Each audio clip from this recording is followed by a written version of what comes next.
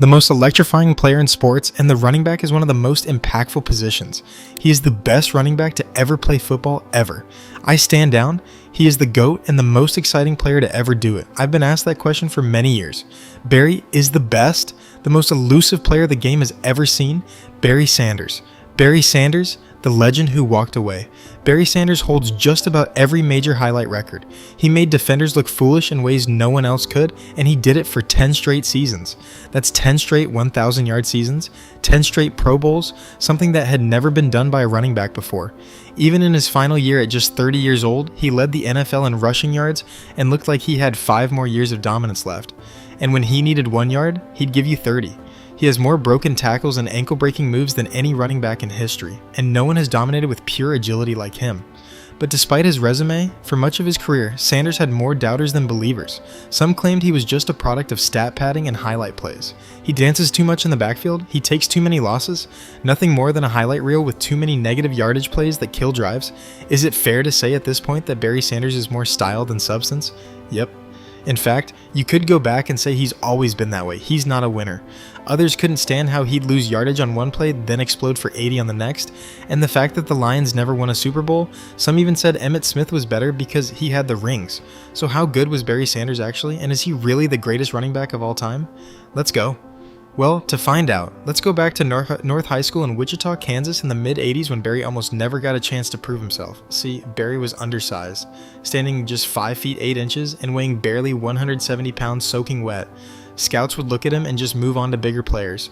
Barry's running ability, he ran the ball great. He's one of the most explosive backs I've ever seen at changing direction. When you watched him, you knew he was special, but the size thing, man, that was tough to overlook. But when it came to getting playing time, Barry wasn't exactly a priority. He rode the bench for his entire high school career, serving as backup to his older brother Byron Sanders, who was bigger, stronger, and the clear choice for the coaches at North High. And when Byron finally graduated and moved on, Barry still wasn't the starter. The coaches gave the starting job to someone else, making Barry wait until his senior year to finally get his opportunity to show what he could do. I didn't know if I'd ever get a real chance, and I went on the field and I was like, I'm going to get run over out here, In my early years, I didn't even play. I was the backup running back on a team that barely gave me the ball. I'd get maybe 2-3 carries a game if I was lucky, and that was it. But what he did have was supernatural vision and balance that no coach had seen before. He obsessed over finding holes in defenses, watching film constantly. His ability to read blocks, to see creases before they even developed, was unlike anything his high school coaches had witnessed. He worked every single day on his footwork and agility, training with ankle weights to improve his explosiveness and doing cone drills until his legs burned and he could barely stand. I'd be watching films of college games, and Barry would be watching himself and critiquing himself. And then I'm sure he brings it home. And his dad is doing it. William Sanders was tough on Barry, real tough.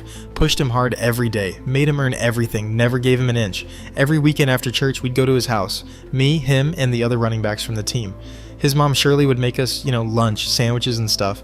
We'd sit down in the living room and analyze the film from Friday night's game. Barry would sit there quiet, taking notes, studying every step he took, every cut he made, every missed opportunity.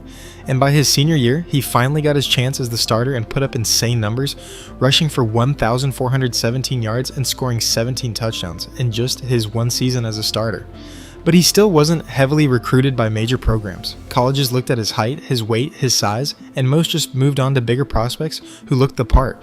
But on the track, he was an absolute force of nature. His speed was blazing fast, running a sub 4.4 40-yard dash. His cuts were razor sharp, and every coach in the region took notice when they actually sat down and watched his film closely, really studied what he could do. He was special, undeniable talent that jumped off the screen, so much so that colleges started calling, but most wanted him to play defensive back or return kicks exclusively. A chance to play college ball was right there for the taking. He could have gone to a big program and played defense, secured a full scholarship, been part of a national championship contender. The choice seemed obvious to everyone around him, but Barry wasn't interested in playing defense at all because running back was his obsession, his purpose, the only position he'd ever wanted to play since he was a little kid. But there was just one major problem that threatened to end his college career before it started. Only one school offered him a scholarship to play running back, and it wasn't even one of the big programs he dreamed about playing for. I got offered a scholarship to Oklahoma State, and honestly, they were the only ones who wanted me at running back. the only school that believed in me at my natural position, and I really wanted to go to Oklahoma or Nebraska. That was probably my first choice. You know, those big programs with national championships and Heisman Trophy winners, but they didn't want me as a running back at all. They wanted me to play cornerback or safety on defense. They said I was too small to carry the ball at the Division I level against bigger, faster defenders.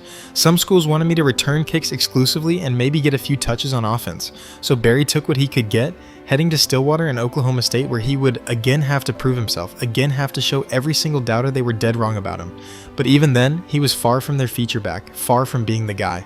He arrived on campus as the backup to future NFL star and Hall of Famer Thurman Thomas, one of the best running backs in all of college football. And if he thought high school was a challenge, if he thought that was tough, college was about to become a different beast entirely. For 2 years, he barely carried the ball at all, sometimes getting 5, maybe 10 touches a game at most if he was lucky. Watching from the sidelines and scout team as Thurman Thomas absolutely dominated for the Cowboys, putting up huge numbers week after week and leading Oklahoma State to bowl games and national recognition. But instead of getting frustrated with his lack of playing time, instead of complaining about carries or his role, instead of transferring to a school where he could start right away and be the man, Barry worked harder than ever. He studied Thurman's running style obsessively, took notes on everything.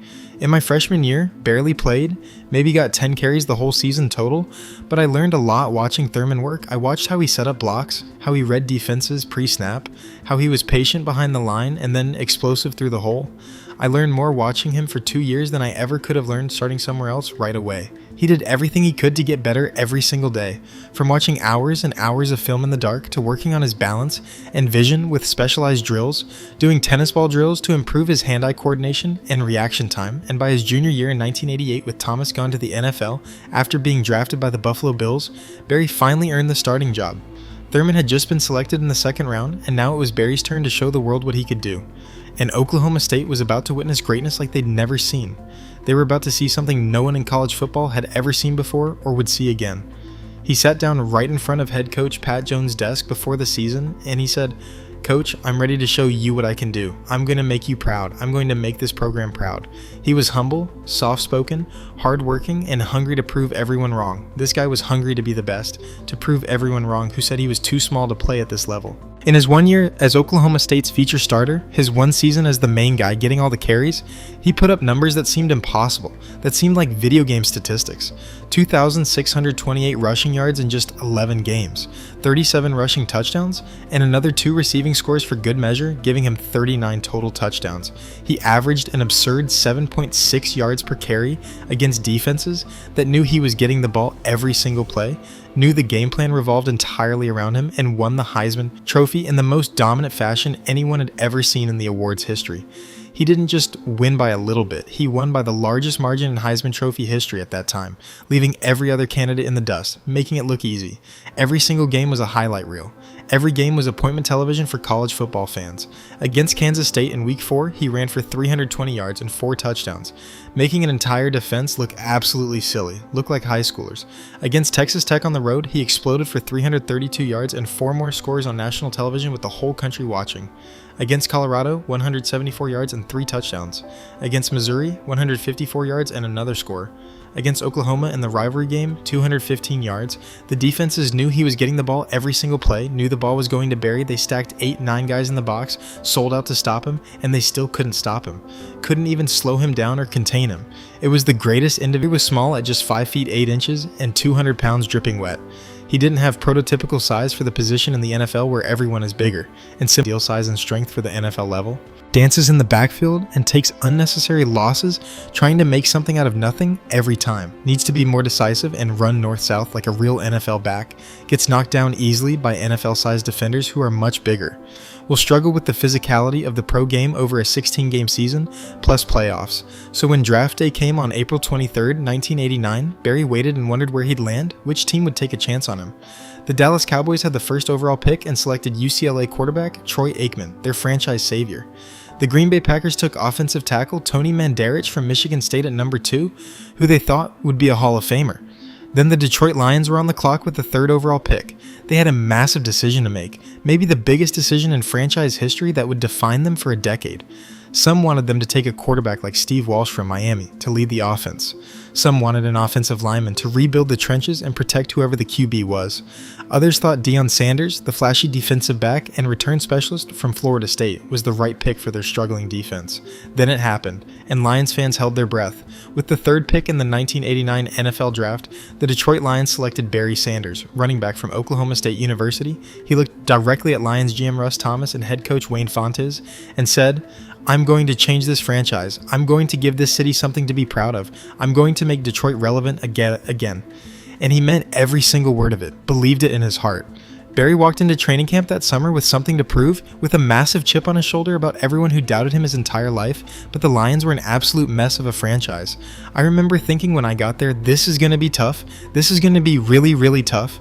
This team went 4-12 the year before. They were one of the worst teams in the entire league, and the offense was terrible, absolutely putrid and unwatchable. They had no passing game to speak of, no offensive line that could block, no other weapons on offense. But Barry didn't care about the circumstances he was walking into, didn't make excuses about the situation or the team around him. He went to work immediately, day one, like he always had his entire life. By week 1 of his rookie season, he was already making plays that had never been seen. In his very first NFL game against the Phoenix Cardinals, Barry rushed for 71 yards on 18 carries, showing flashes of the same supernatural elusiveness that made him special in college, making NFL players miss.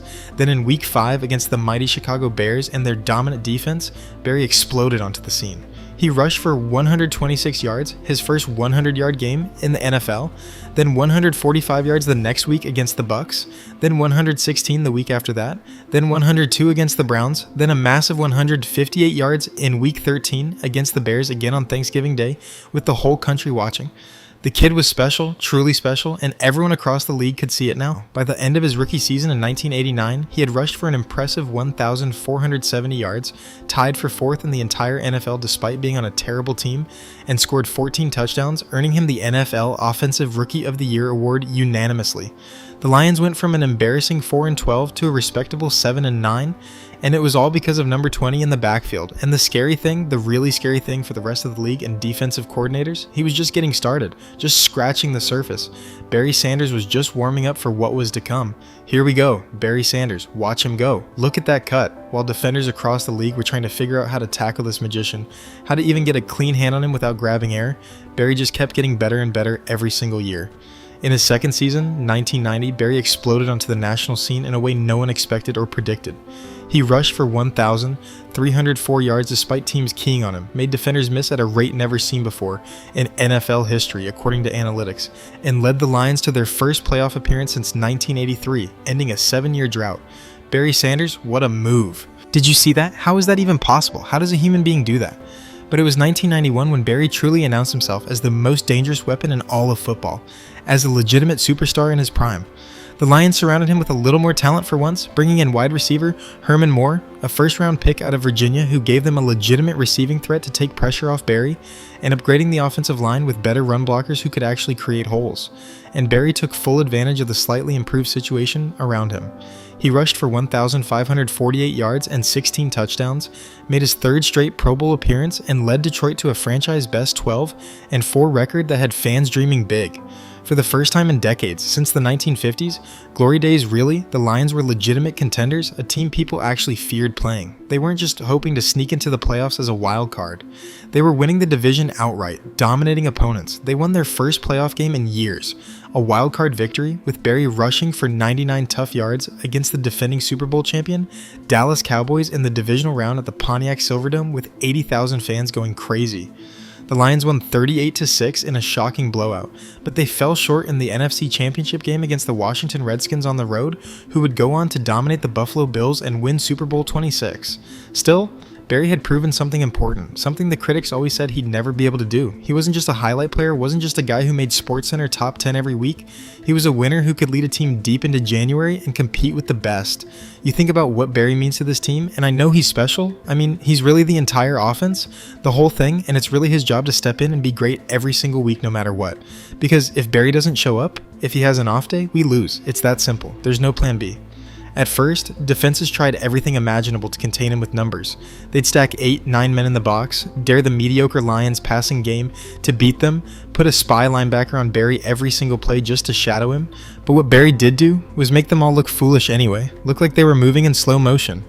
He broke tackles that seemed physically impossible to break. He cut on a dime in ways that defied the laws of physics and biomechanics. And most importantly, he made plays that no one else in the entire league could make, maybe no one in football history, plays that left you shaking your head wondering how that just happened, rewinding your VHS tape over and over. After a solid 1992 campaign where he rushed for 1,352 yards despite nagging ankle and knee injuries that would have sidelined most players, the Lions went all in on their championship window in 1993. They signed veteran quarterback Scott Mitchell to a big contract, upgraded the defense with key free agents, and they believed this could finally be their year to break through. They finished the year 10-6, making the playoffs once more as a wildcard team, but it was Barry who stole the show all year long, rushing for 1,115 yards, despite facing loaded boxes and 8-man fronts every single game, and showing that even when teams knew he was getting the ball, when they dedicated their entire defensive game plan to stopping number 20, they couldn't do it, couldn't stop him. In the playoffs, the Lions faced their bitter division rival Packers in a wild-card matchup at the Silverdome that turned into an instant classic. With the game on the line in the fourth quarter and the season slipping away, Barry took over like he always did in big moments. He rushed for 169 yards total, including a back-breaking 47-yard touchdown run in the second half that sealed the win, 28-24, and sent the Silverdome crowd into absolute pandemonium, pure chaos. Then came the divisional round against the defending Super Bowl champion Dallas Cowboys, America's team with the best roster in football. The Lions fought hard, playing inspired football on the road in Texas Stadium, and Barry did everything he could, absolutely everything humanly possible, rushing for 114 hard-earned yards against a stacked box and the NFL's best defense. But Dallas, with Troy Aikman, Emmitt Smith, Michael Irvin, and that dominant offensive line, was too much talent. The Cowboys won 17-10, and Detroit's Super Bowl dreams died in Texas once again. The championship window was closing fast, and Barry knew it, could feel it. You could see it in his eyes and body language after that game, the disappointment. But Barry wasn't done yet, wasn't giving up, not even close to being finished. By 1994, Barry had evolved from just an explosive home run hitter to a complete offensive weapon who could do it all. He was catching passes out of the backfield on third downs, blocking in pass protection when the team needed it, and still making defenders look silly with his cuts. He rushed for 1,883 yards and scored 7 touchdowns, making the Pro Bowl for the 6th consecutive year. The Lions finished 9-7, barely sneaking into the playoffs as a wild card, but it was crystal clear Barry was carrying this entire team on his back, on his shoulders every single week. Every yard, every touchdown, every highlight, every win belonged to him and him alone. The offense was Barry Sanders and nobody else mattered. And the critics? Oh man, the critics were still loud, still doubting him, still finding reasons to tear him down. Sanders dances too much in the backfield. He loses too many yards trying to make the big play every time. He's not a championship running back. He's not a north-south runner. Look at Emmitt Smith in Dallas with those Super Bowl rings. He runs hard, gets what's blocked, doesn't dance, wins Super Bowls. That's a real running back. That's what winning looks like. That kind of criticism drove Barry insane, ate at him every day because he knew what people didn't see, what people refused to acknowledge no matter what. The terrible offensive lines he ran behind, consistently some of the worst in football according to rankings. The defenses that loaded the box on every single play because there was no passing threat whatsoever to keep them honest. The lack of a consistent passing game to take any pressure off him. The lack of any other weapons on offense to help him out. He was doing it all alone. So in 1995, in 1996, and 1997, Barry decided to make a statement that no one could possibly argue with that would shut everyone up once and for all. He was going to put up numbers so ridiculous that even the biggest doubters would have no choice but to respect him and acknowledge his greatness. We saw greatness. Barry Sanders just put together maybe the best season a running back has ever had. And you know what? He was just getting started with his absolute peak years. In 1995, Barry rushed for 1,500 yards and 11 touchdowns despite missing 2 full games with a thumb injury that required surgery. When he was healthy and on the field, he was completely unstoppable, unguardable. Then came 1996, and Barry wasn't just great, he was absolutely legendary, operating on a different plane of existence than everyone else in the league. He rushed for 1,553 yards, scored 11 touchdowns, and won his first NFL rushing title, leading the entire league in yards and showing he was the best back in football. But it wasn't just about the stats, it wasn't just about numbers on a page or in a box score, it was about how he won, how he dominated week after week. Detroit's offense was still limited, still painfully one-dimensional and predictable. The passing game was wildly inconsistent at best, terrible at worst on most weeks. Scott Mitchell would have good games where he looked like a Pro Bowler and awful games where he looked like he didn't belong. But Barry made it work every single week without fail, breaking tackles that shouldn't be breakable, turning negative plays into positive gains, turning 2-yard losses into 15-yard gains somehow, and setting up the Lions for success week after week after week. We're talking about a running back so special that opposing defensive coordinators had literal nightmares about facing him the night before games. Coordinators would lose sleep game planning for number 20, trying to figure out how to stop him. Then in 1997, Barry put together another absolute masterpiece, arguably the greatest season of his entire Hall of Fame career, maybe the greatest season any running back has ever had, period. He rushed for 2,053 yards, becoming only the third player in NFL history to eclipse the magical 2,000-yard mark, joining Eric Dickerson and O.J. Simpson in that exclusive, legendary club. He averaged an absolutely absurd 6.1 yards per carry over an entire season, scored 11 touchdowns, and won the NFL MVP award, beating out Brett Favre, Steve Young, and other great players across the league. That 1997 season was pure, unfiltered domination at the running back position. It was a masterclass in how to play running back, a clinic. Against the Tampa Bay Buccaneers in Week 7, he rushed for 215 yards on just 24 carries, averaging nearly 9 yards per carry and making the Bucs defense look like they were running in quicksand, stuck in mud. Against the Chicago Bears, 167 yards and 2 touchdowns at Soldier Field in front of Bears fans. Against the Indianapolis Colts in Week 12, he exploded for 216 yards and 2 touchdowns on just 24 carries, averaging exactly 9 yards every single time he touched the football. Unreal efficiency. In a Thanksgiving Day game against the rival Bears, with the whole country watching on TV, Barry put on a show with 167 yards, another dominant performance. The Lions finished the season 9-7, making the playoffs as a wildcard team once again. And in the wildcard round against the Tampa Bay Buccaneers, Barry showed the world he could dominate in January, that he wasn't just a regular season stat patter. He rushed for 65 hard-fought yards before the Lions fell short, 20-10 in a defensive struggle where the offense couldn't do anything in the second half and went completely stagnant. But everyone knew Barry had left everything on the field, had given everything he had. Next season, 1998, everyone expected Barry to finally slow down, to finally show his age and decline. He was 30 years old now, which is ancient for a running back who'd been carrying the ball 300 plus times a year for a decade straight. Running backs don't last this long at this level of play, don't maintain this level of excellence and dominance into their 30s, but Barry didn't get the memo, didn't care about age or wear and tear or mileage. He rushed for 1,491 yards, led the NFL in rushing once again for the second consecutive year, and made his 10th straight Pro Bowl appearance, tying Jim Brown's legendary record. He was still the most electric player in football, still making defenders miss in the open field like they weren't there, still putting up incredible performances that defied belief and logic. Against the Minnesota Vikings, the team with the best offense in football that year, and Randy Moss, he rushed for 139 yards. Against the rival Chicago Bears, he punished them again for 167 yards and 2 touchdowns, dominating. Against the Cincinnati Bengals on Thanksgiving Day, another national TV showcase in Detroit, 138 yards in front of the home crowd. Barry finished the season as the NFL's leading rusher at age 30, cementing his legacy as one of the greatest to ever do it, one of the all-time greats, and showing absolutely no signs of slowing down whatsoever. But even with all his individual success, even with an MVP award and 2 rushing titles and 10 straight Pro Bowls and all the accolades, Barry was tired. Tired of losing in the playoffs every single year, year after year. Tired of carrying the entire offense on his back for an entire decade with no help.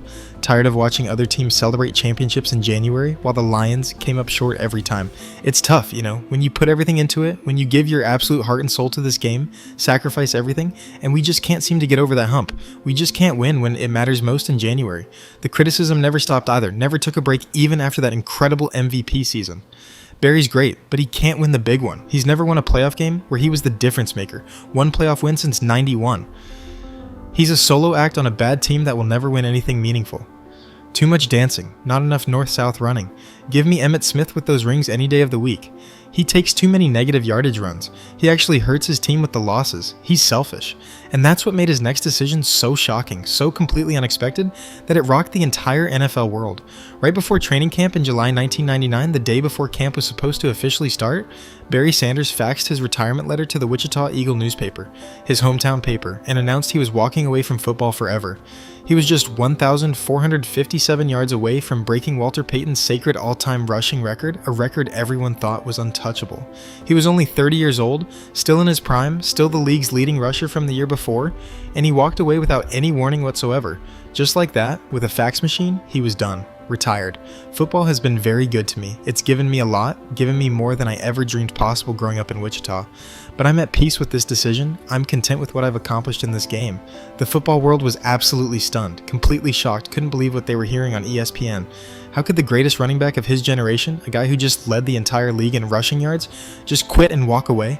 How could someone walk away from breaking the most prestigious record at the position?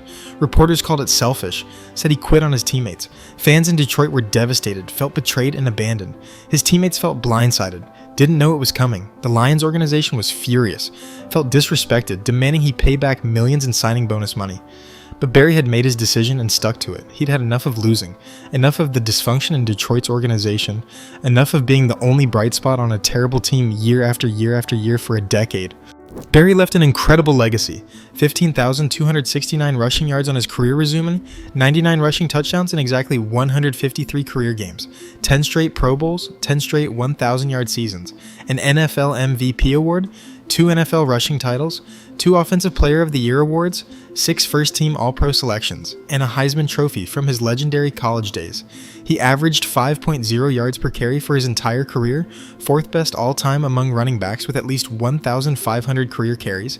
He had 4 seasons of 1,500-plus yards, including that magical 2,053-yard campaign. He had 15 career runs of 50-plus yards, the most of any back in the 1990s. But he left without a Super Bowl ring, without even a single playoff victory after that magical 1991 season, and that became the ultimate criticism that followed him into retirement and still does today. He quit on his team when they needed him. He couldn't handle the pressure of being the man. He gave up because winning was too hard. Emmett has the rings, Barry doesn't. Case closed. However, one thing was absolutely undeniable, one thing no one could possibly argue with. Barry Sanders was the most electrifying player the NFL had ever seen in its history. Every run had the potential to be a touchdown. Every run was must-see TV that you couldn't miss. You know, people always ask me if Barry could have broken Walter Payton's all-time record, if he could have kept playing longer. Of course he could have. Are you kidding me? He probably would have played 2, maybe 3 more years and shattered that record easily. Probably would have gotten to 18,000, maybe even 20,000 yards, maybe more than that. He was that good still, but that wasn't what mattered to Barry at all. The records, the stats, the individual accolades, none of that stuff mattered to him one bit. He wanted to win championships, wanted a Super Bowl ring, and when it became crystal clear that wasn't going to happen in Detroit with that dysfunctional organization, he chose to walk away on his own terms with dignity. But the question that everyone still debates today in barbershops and on sports talk radio, how good was Barry Sanders actually? And while his lack of a Super Bowl ring might make some casual fans doubt him, might make people point to Emmitt Smith's 3 championships with Dallas, it's really watching his film that gives us the answer to that question clearly. When you watch Barry Sanders play, when you really sit down and study his game, you see something that's never been replicated in NFL history. He made moves that defied physics, that seemed to break the fundamental laws of nature and motion. He dominated, despite terrible teams around him year after year after year for his entire career. That's because Barry was never the biggest running back, never the strongest, or the most powerful back who could run you over. He dominated with his supernatural vision, his impossible balance, his unmatched agility and creativity, and a humility that we'll likely never see again from a player of his caliber and status. He was the most selfless superstar player who never celebrated after touchdowns, never drew attention to himself with elaborate dances or poses or taunts, never trash-talked opponents or got into fights, and always simply handed the ball to the nearest referee after scoring like it was no big deal, like it was just part of his job. Like scoring touchdowns was just what he did. He has all the records for elusiveness, for making people miss, sure. 15,269 career rushing yards in just 10 seasons, 99 rushing touchdowns, 10 straight Pro Bowls to name just a few of his accomplishments. And of course, he averaged 5.0 yards per carry for his entire career, still one of the highest marks in NFL history for backs with his workload. He also had more runs of 50-plus yards than any back in the entire 1990s decade, with 15 such explosive, game-breaking plays. He had the most career negative yardage runs, sure, but he also had more 10-plus yard runs than anyone. He took chances other backs wouldn't. But it's the moments, the actual plays and highlights that truly make Barry Sanders the greatest pure runner to ever touch a football. He dominated defenses for an entire decade despite everyone knowing he was getting the ball, everyone game planning specifically to stop him, and gave fans enough highlights and memories to last forever, to last multiple lifetimes. The ankle-breaking juke against the Bears where he made the entire defense fall down chasing him. The impossible spin move against the Cowboys on Thanksgiving that defied physics.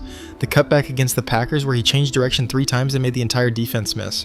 The famous 80-yard touchdown run against the New England Patriots on Thanksgiving where he literally made 10 professional football players miss tackles in a single run. The run against the Tampa Bay Buccaneers where he lost 5 yards, then gained 30. Every single game was a work of art, performance art. Every run had the potential to be a highlight that would be replayed forever on NFL films.